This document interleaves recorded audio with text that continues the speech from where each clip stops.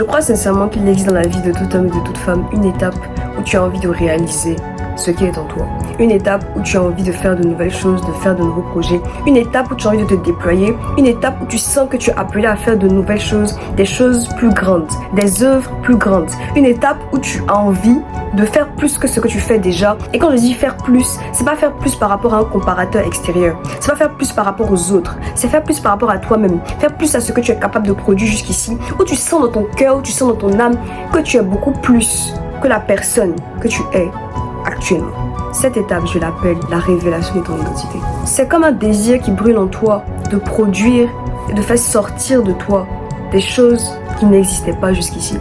Cette volonté de t'améliorer tant au niveau de ton caractère, que de ce que tu fais, que des domaines que tu touches, que de l'intelligence que tu as, que des capacités que tu peux manifester. C'est un désir, un feu qui brûle en toi. Peut-être que je ne le formule pas comme ça, mais tu as envie de faire plus. Juste une envie de faire des choses nouvelles et de faire des choses plus grandes. Ce n'est pas que tu es en train de découvrir une nouvelle facette de toi. C'est que tu es en train de devenir et d'aspirer à ce que tu es depuis le départ. Vous voyez souvent dans les dessins animés, on va venir dire au personnage principal, toi tu es roi, toi tu es une princesse. C'est l'identité de la personne depuis le départ. Mais cette personne aura vécu toute sa vie comme étant quelqu'un d'autre. Prenons Simba. Simba, toute sa vie, il a vécu comme quelqu'un qui n'était pas roi. Il a vécu toute sa vie comme étant quelqu'un d'autre, mais qui il est, c'est d'être un roi. Prenons Mufasa, prenons son père. Toute sa vie, il a vécu dans l'ombre de cet homme. J'ai oublié son prénom, excusez-moi. Mais tu vois dans sa personnalité, tu vois dans ce qu'il manifestait, dans son caractère, dans ce qu'il était, que même s'il n'était pas de sang royal, son appel, son identité, ça a toujours été de diriger. C'est pas qu'il a découvert quelque chose d'autre, c'est qu'il a découvert qui il était depuis l'origine. Je prends un autre exemple. Il y a un dessin animé qui s'appelle La fille Kraken. Dans ce dessin animé, c'est une petite fille. Toute sa vie, on lui a menti, on lui a dit que les Kraken étaient des monstres, etc. Elle entre dans l'eau, donc il y a un élément déclencheur. Et elle se rend compte qu'elle est un big Kraken, qu'elle a des pouvoirs, etc. Et sa grand-mère lui dit quelque chose que je trouve exceptionnel. Oh, les dessins animés sont les meilleurs éléments pour nous parler des choses qu'on ne veut pas parler. Ta grand-mère lui dit quelque chose que je vais mettre ici. Tu n'es pas une fille humaine qui se change en Kraken. Tu es une Kraken déguisée en être humain. Quand tu sauras de quoi tu es capable, tu pourras être la prochaine reine des Kraken. Tu es né pour l'être. Et quoi que tu fasses, aussi fort que tu résistes, tu ne nageras jamais plus vite que ton destin. C'est la même chose pour toi qui as accepté Jésus dans ta vie. You are not just a girl. You are not just a boy. Tu n'es pas juste une personne qui est devenue chrétienne et qui fait de son mieux pour marcher selon Christ. Tu es un esprit qui a été placé dans ce corps et c'est cet esprit-là qui a l'envie de matérialiser qui il est depuis le départ. De façon simple, cette étape, c'est la révélation de qui tu es depuis le départ. Cette pensée de « Ah, est-ce que c'est vraiment moi? Est-ce que je suis en train de trop changer? Est-ce que je suis en train de devenir quelqu'un d'autre ?» Non. Je suis en train de devenir qui Dieu a créé et a mis dans ce corps. Et ce corps, cette âme, cette personnalité ne sont que les moyens pour ton esprit d'arriver à réaliser qui il est. Il fallait que je le formule de cette façon pour que certaines personnes le comprennent un peu plus profondément. Que je suis simplement en train d'essayer de te dire qu'il faut que tu sois qui tu es. Tu dois être la personne que tu as été créée. Tu dois être la personne que Dieu a formée. Tu dois être qui tu es. Et cette étape où tu es en train de découvrir qui cette personne est, elle est extrêmement importante, extrêmement nécessaire. Et c'est souvent à cette période que la question de la productivité, la question de « Ah, je dois faire ça, je dois faire tel projet, je dois me lancer dans telle chose » intervient et que tu commences à regarder des vidéos sur YouTube pour t'apprendre à comment être productif, comment être constant, comment être discipliné. Et c'est là que les motivateurs, les temps arrivent. Et tu vas y arriver, vas-y, go, go, go. C'est ça, c'est cette étape dans laquelle on est. Sauf que pour y arriver, pour arriver à matérialiser qui tu es, pour arriver à atteindre cette identité et à ne pas juste la révéler, mais à la perfectionner, il y a 3 règles dont je veux te parler. Parce que tant que tu feras comme si ces règles n'existent pas, tant que tu les omettras ou que tu les ignoreras, tu n'arriveras jamais à atteindre qui tu es. Et je veux préciser que quand je dis être soi-même, je parle d'être soi-même selon Dieu. Je parle d'être soi-même selon ce que Dieu a créé. Je ne suis pas du tout en train de dire que tu ne peux pas réussir ta vie en n'ayant pas Christ. Et je ne suis pas en train de dire ça. Ce que je suis en train de dire, c'est que la meilleure façon d'être qui tu es, c'est que la personne qui t'a créé te le révèle. Et cette personne, c'est Dieu.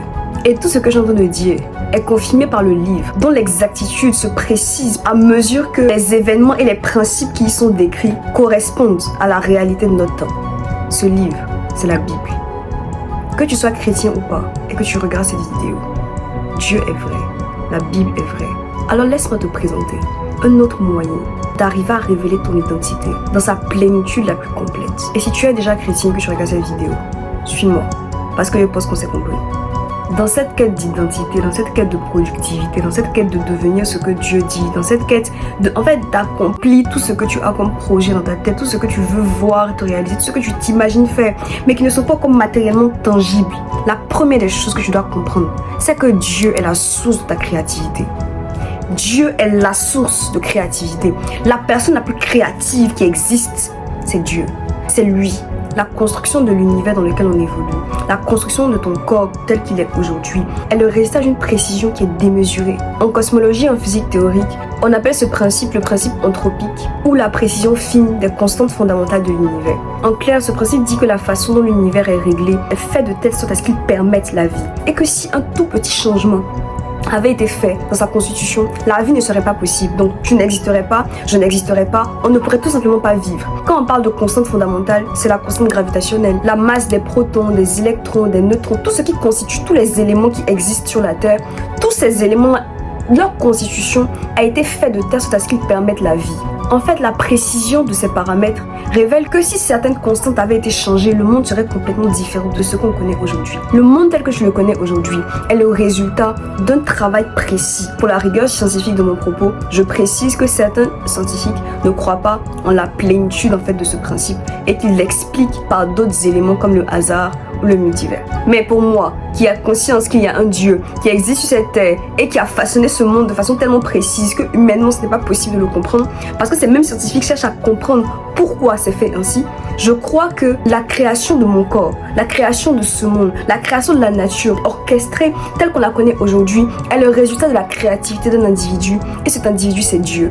Donc, si tu veux avoir les clés, la connaissance, l'intelligence, la sagesse pour pouvoir être créatif à ton niveau, qui d'autre est mieux placé que Dieu pour te l'enseigner? Qui d'autre que lui est capable de le faire? Qui d'autre que lui a la créativité nécessaire pour agir et pour t'enseigner ces choses?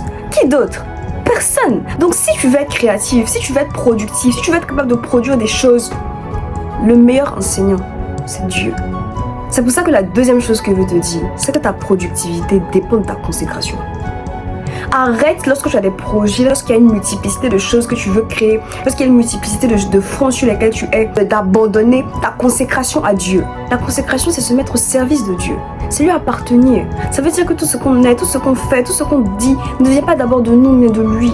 C'est vivre pour lui et vivre par lui.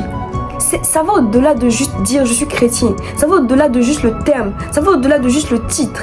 C'est comment dans ta vie on peut voir que Dieu est ton Dieu. Comment dans ta vie on peut voir que Dieu est ton roi. Comment dans ta vie on peut voir que Dieu est ton Seigneur. Que c'est lui qui prend les décisions et que tu obéis à ses décisions.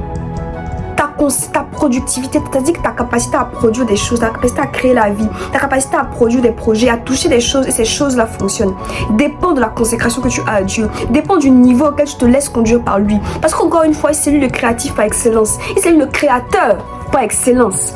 Alors, il faut que tu te consacres totalement à lui pour être capable de pouvoir avoir accès à sa créativité à lui, à son intelligence à lui, à sa sagesse à lui. Et tout coulera ensuite de source. La Bible déclare en Genèse 1, verset 1 que Dieu a créé les cieux et la terre. La Genèse décrit une partie de la construction du monde par Dieu. Il a orchestré le fait que tu peux regarder la nuit, voir la lune, voir les étoiles. C'est lui qui les a placés précisément dans les cieux. C'est lui qui l'a fait. C'est lui l'origine. Donc si tu veux avoir la connaissance, tu veux être capable d'être productif, tu veux être capable de faire les choses, il faut que tu arrêtes de mépriser ta relation avec Dieu, de mépriser ta consécration.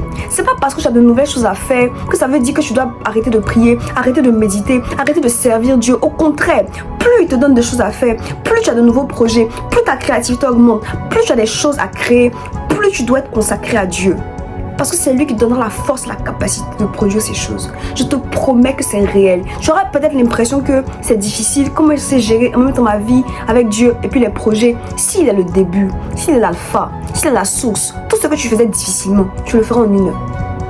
Tout ce qui te fallait une journée pour faire, en une heure, tu auras les idées, tu auras la force pour les réaliser. Il est la source. Quand il est la source, tout coule. On dit que la Bible déclare qu'il y a la source de vie. Une source coule. Parce qu'il vient en toi, la vie coule en toi. Les choses qui étaient difficiles d'accès, les choses que je n'arrivais pas à faire facilement, il donne la capacité de les faire. Dieu est la source de la créativité. Et ta consécration détermine la mesure à laquelle tu as accès à cette créativité. Détermine la mesure à laquelle tu as accès aux sources d'eau vive. Détermine la mesure à laquelle tu as accès à la capacité de production comme lui. C'est pour ça que si tu veux réussir cette année 2025, si tu veux réussir à être ce que Dieu dit que tu es, à manifester qui tu es réellement, il est nécessaire que tu fasses passer ta consécration avant tout, que tu fasses passer ton intimité avec Dieu avant tout. La Bible déclare que je suis le cep et vous êtes mes sarments. Celui qui est en moi porte beaucoup de fruits. Peut-être que tu portes des fruits, mais est-ce que tu portes beaucoup de fruits? On dit celui qui est en moi porte beaucoup de fruits. Peut-être que tu portes déjà des fruits à un niveau, mais le beaucoup, l'abondance, le nombre, la quantité, la qualité, tout ça c'est de lui que ça vient. Porter beaucoup de fruits est une grâce et cette grâce vient lorsque tu es lié au serment. Troisième chose, la constance est supérieure au résultat. Fais ce que Dieu te dit de faire. Commence, bâtis, apprends, entraîne-toi, demande, pose des questions. Produis ce qui est dans ton cœur. Fais-le même si tu ne vois pas les résultats. Fais-le même si tu n'es pas satisfait de comment les autres réagissent. Fais-le même si tout ne se passe pas comme prévu. Fais-le. Sois constant. Tu rends d'abord des comptes à Dieu, pas d'abord des comptes aux hommes. Sois constant dans ce que tu fais. Sois constant. La constance est supérieure au résultat. La constance est supérieure au résultat. La constance est supérieure au résultat que tu vois. Continue de faire. Sois discipliné. Fais ce que tu as à faire, fais-le encore et encore et tu verras les résultats de ta discipline sur le long terme. C'est parce que je n'ai pas habitué à être patient, parce que je n'ai pas habitué à ne pas avoir automatiquement ce que tu cherches, que tu arrêtes lorsque les choses ne se passent pas comme tu veux. Avec Dieu, il faut savoir être constant, il faut savoir être discipliné et tu verras le fruit, je t'assure, je te promets que tu verras le fruit de ta constance, que tu verras le résultat de ta discipline au fur et à mesure que tu continueras d'agir avec lui. En fait, prends cette vidéo comme tu veux. Appelle-la, donne le titre que tu veux. Je me situe même pas juste pour réussir l'année 2025. Peu importe. Ce que j'ai envie de dire, c'est des principes que tu dois appliquer pour toujours, pour toute ta vie. Tu dois t'en rappeler constamment. Jésus t'aime. Il n'a jamais cessé de t'aimer. Et il n'est jamais trop tard pour venir à lui. Aujourd'hui, au moment où tu verras cette vidéo, qu'il fasse nuit ou qu'il fasse jour, que ce soit dans l'après-midi, que ce soit un mardi, un mercredi, un dimanche, peu importe. Décide de venir à Christ parce que c'est lui qui sait qui tu es et qui te permettra de le vivre. Si cette vidéo t'a plu, n'hésite pas à la liker et à t'abonner et surtout à la partager à une personne qui doit également entendre ce qui a été dit ici. Que Dieu te bénisse et on se retrouve dimanche prochain dans une prochaine vidéo. En attendant, bisous. Et si tu veux me voir plus souvent, tu me suis sur Instagram. Voilà, bye.